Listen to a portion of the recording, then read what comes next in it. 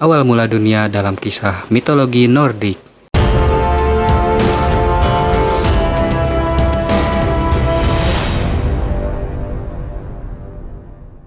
Menurut mitologi Skandinavia, alam semesta dan isinya tercipta dalam peristiwa yang unik.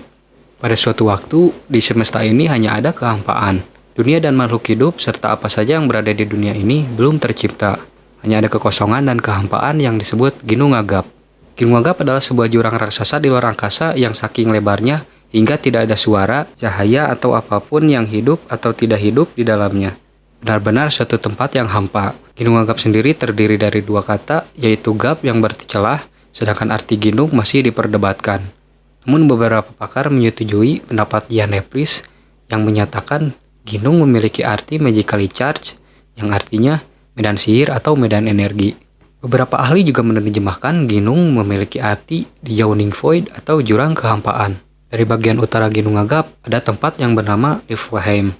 Tempat ini selalu dingin, gelap, dan membeku. Di sana terdapat mata air yang bernama Heffelgermer. Mata air ini selalu munculkan kabut es hingga membentuk aliran air yang mengaliri sebelah sungai yang bermuara ke Ginnungagap atau jurang kehampaan tadi. Niflheim juga adalah sebuah tempat yang nantinya menjadi dunia orang mati. Setiap orang atau dewa sekalipun yang masuk kemari tidak akan bisa keluar lagi. Bahkan, Niflheim akan selamat dari kehancuran Ragnarok nantinya. Lalu di bagian selatan terdapat tempat yang menyala-nyala dan lava yang mengalir dengan temperatur yang sangat panas. Tempat itu disebut Muspelheim. Tempat itu dijaga oleh Surd, sang penguasa Muspelheim dengan pedangnya yang menyala-nyala. Lahar panas dari Muspelheim juga mengalir ke Ginnungagap. Pertemuan dari dua iklim yang saling bertentangan ini menghasilkan dua divine being atau dua makhluk surgawi pertama. Yang pertama ada seekor sapi yang bernama Audumla, dan yang kedua seorang raksasa yang bernama Ymir. Ymir mendapatkan makanan dari Audumla, sedangkan sapi ini makan dengan cara menjilati es yang menempel di bebatuan. Hingga pada suatu saat, kedua makhluk ini menciptakan makhluk-makhluk lainnya. Dari bongkahan es yang dijilati oleh Audumla, lambat laun terbentuk wujud manusia. Kemudian menjadi dewa pertama yaitu Buri. Buri menjadi ayah dari dewa utama lainnya yaitu Bor. Bor dan Besla kemudian menjadi orang tua dari tiga dewa yaitu Odin, Vili, dan Ve. Di lain pihak Ymir juga melahirkan makhluk lain. Ymir menjadi ayah dari seorang raksasa yang tak dikenal dan memiliki 6 kepala yang bernama Trudgelmir. Jadi si Ymir ini bisa melahirkan seorang raksasa tanpa pasangan. Atau dia bisa disebut juga sebagai makhluk partogenesis. Kedua kelompok surgawi ini sering muncul pertentangan dan kebencian. Hingga pada akhirnya Odin dan kedua saudaranya berhasil membunuh Ymir dan menjadikan tubuhnya sebagai pondasi atas dunia yang mereka ciptakan.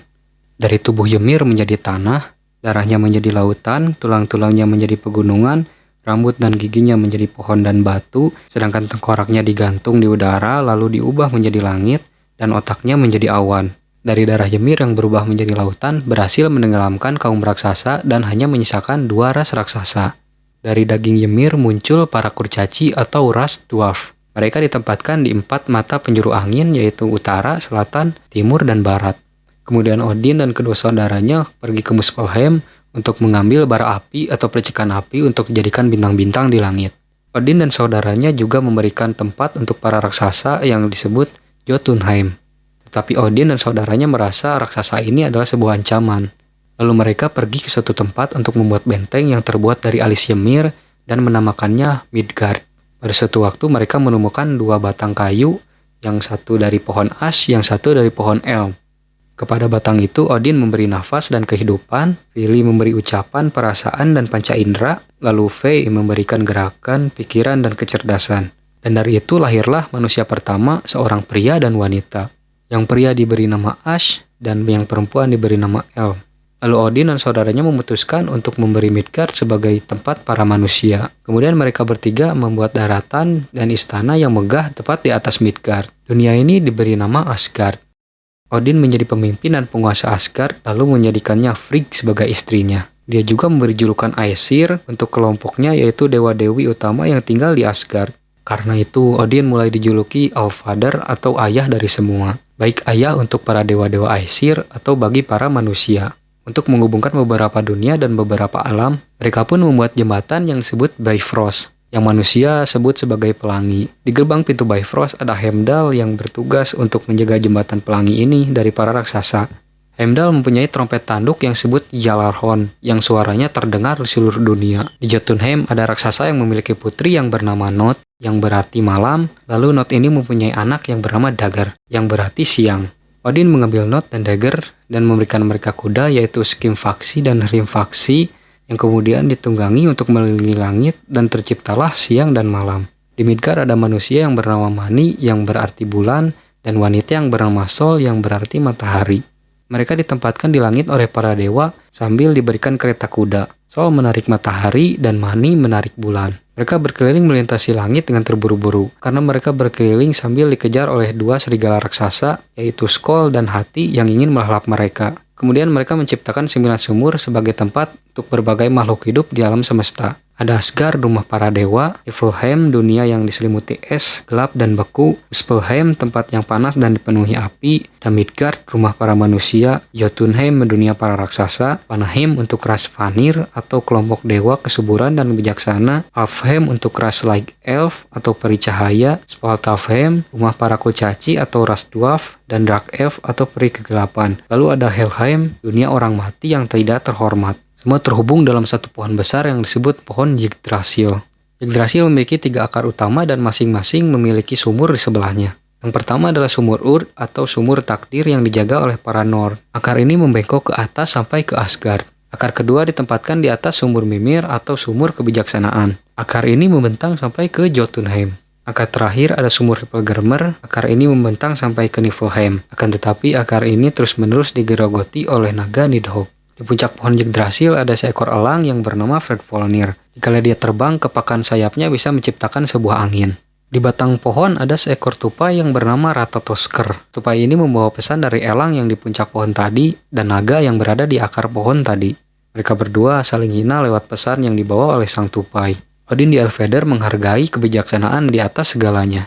Kehausannya dalam pengetahuan membuat Odin mengunjungi sumur Mimir yang menyimpan pengetahuan dan kebijaksanaan. Tapi Mimir tidak mau memberikan air sumur itu. Karena kejadian itu, Odin rela mencongkel matanya dan menyelupkannya ke sumur itu. Inilah sebabnya Odin digambarkan dengan satu mata. Kejadian ini membuat Mimir terkesan.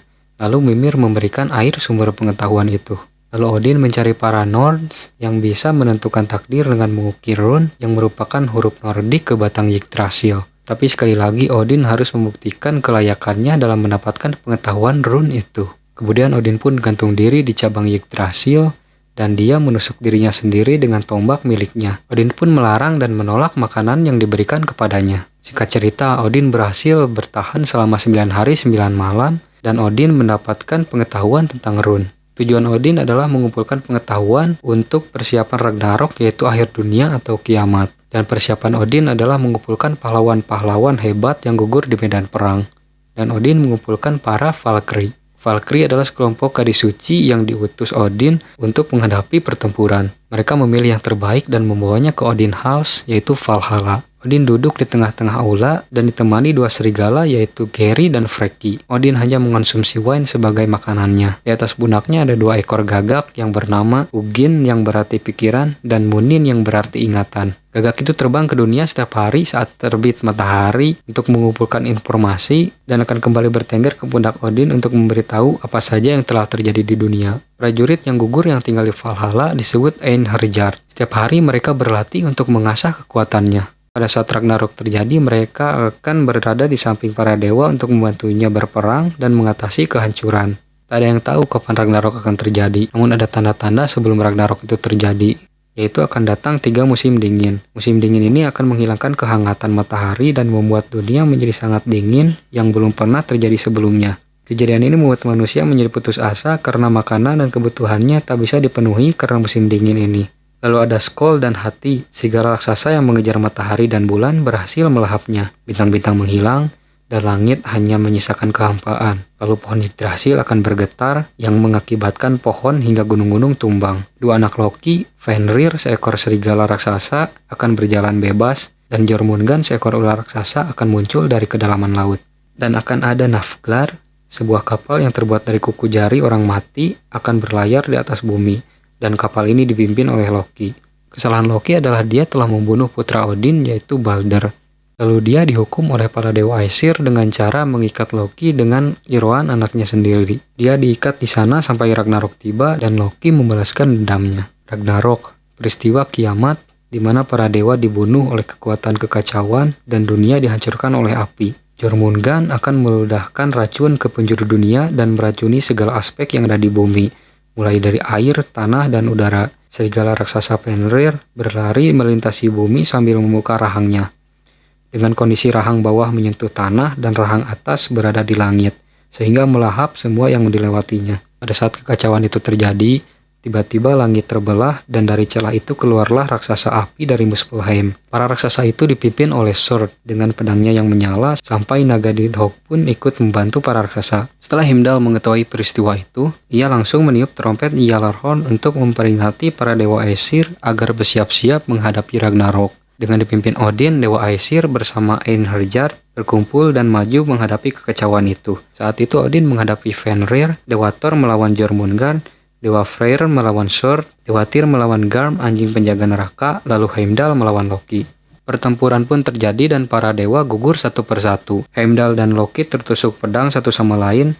Tyr membunuh Garm dengan mengorbankan dirinya. Freyr dikalahkan oleh raksasa Surd. Thor dengan kekuatan petir dan palunya berhasil menumbangkan Jormungand. Akan tetapi tidak lama kemudian Thor pun ikut tumbang dan mati dikarenakan terkena racun ular. Walaupun Odin bertarung dengan sangat gagah berani, tetapi serigala Fenrir bukanlah tandingannya.